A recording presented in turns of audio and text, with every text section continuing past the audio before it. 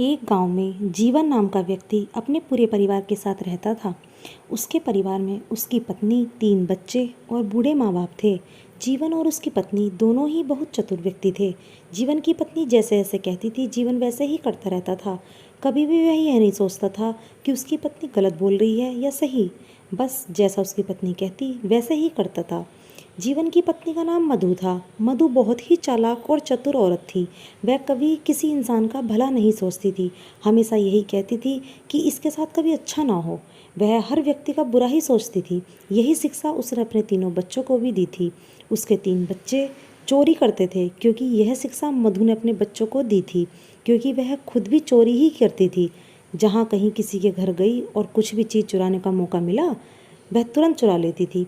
इस व्यवहार के कारण उसका पति भी उसे मना नहीं करता था, क्योंकि उसका पति भी ऐसे ही करता था। उसके बूढ़े माँ बाप इस बात से बहुत दुखी थे।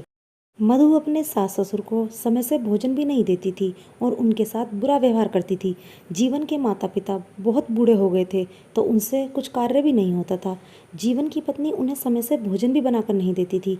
बुढ़ापे की वजह से जीवन की माँ से कुछ खाने के लिए नहीं बनता था। वे दोनों बूढ़े व्यक्ति बहुत लाचार हो गए थे। भूख के कारण बूढ़े माता पिता का देहांत हो गया, परंतु जीवन की पत्नी को इस बात का बिल्कुल भी दुख नहीं हुआ, बल्कि वह तो और खुश थी कि अब वह आराम से रहेंगे। जीवन की पत्नी ने अपने बच्चों को झूठ बोलना और चोरी करना ही सिखाया था। तीनों बच्चे गांव के हर व्यक्ति से लड़ते झगड़ते थे, जिनमें 2 उसकी बेटी और 1 बेटा था। उन लोगों की इस व्यवहार से पूरे गांव दुखी था। मधु ने अपने बच्चों को पढ़ना लिखना भी नहीं सिखाया था। वह उन्हें स्कूल भी नहीं भेजती थी। जीवन के बच्चे बड़े हो गए थे। दोनों बेटी शादी लायक हो गई थी।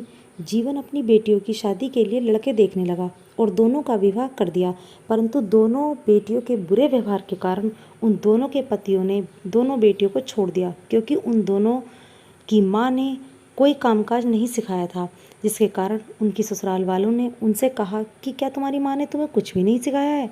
अगर उनकी सास उन्हें प्यार से कोई काम सिखाती तो वह लड़कियां अपनी सास से लड़ती थी, जिस वजह से परेशान होकर उनके पतियों ने उन दोनों को छोड़ दिया और वे दोनों अपने मायके आ गई।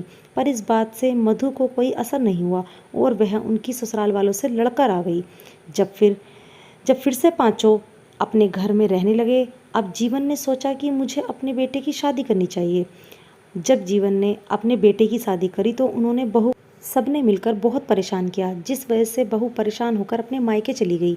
पर जीवन की पत्नी को इस बात से बिल्कुल भी फर्क नहीं पड़ा, क्योंकि वह बहुत ही बुरी औरत थी, जिसके कारण उसने अपने बच्चों को भी यही शिक्षा दी थी।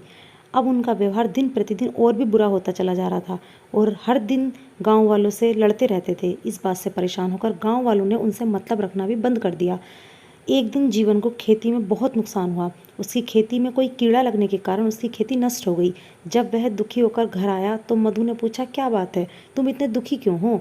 तब उसने सारी बात उसे बताई। जीवन अकेला बैठा सोचता रहा कि आज ये मेरे साथ क्या हो गया।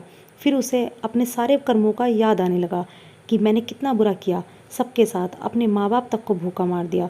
उसी वजह से आज भगवान ने मेरी ये दशा कर दी कि मेरी दोनों बेटियों को ससुराल से निकाल दिया और मेरे बेटे की बहू भी यहाँ से चली गई। मेरे तीनों बच्चों का भविष्य भी बर्बाद हो गया। आज हमारे इस व्यवहार के कारण गांव वालों ने भी हमसे मतलब बिल्कुल ख़त्म कर दिया। इस दिन उसे अपने व्यवहार पर बहुत पछतावा हुआ। तभी जीवन की पत्नी उसके पास आई और कहने लगी, कोई बात नहीं, तुम परेशान मत हो। जीवन ने कहा, यह सब तेरे ही कारण हुआ है। आज अगर तेरा व्यवहार अच्छा होता तो हमारे घर में सब अच्छा होता। तूने बच्चों को भी बुरी शिक्षा दी है, जिसके कारण आज तीनों बच्चों का भविष्य बर्बाद हो गया। इस कहानी से ये शिक्षा मिलती है कि कभी किसी के साथ बुरा मत करो और हमेशा अपने बच्चों को अच्छी शिक्षा दो, ताकि उनका भविष्य उज्जवल रहे।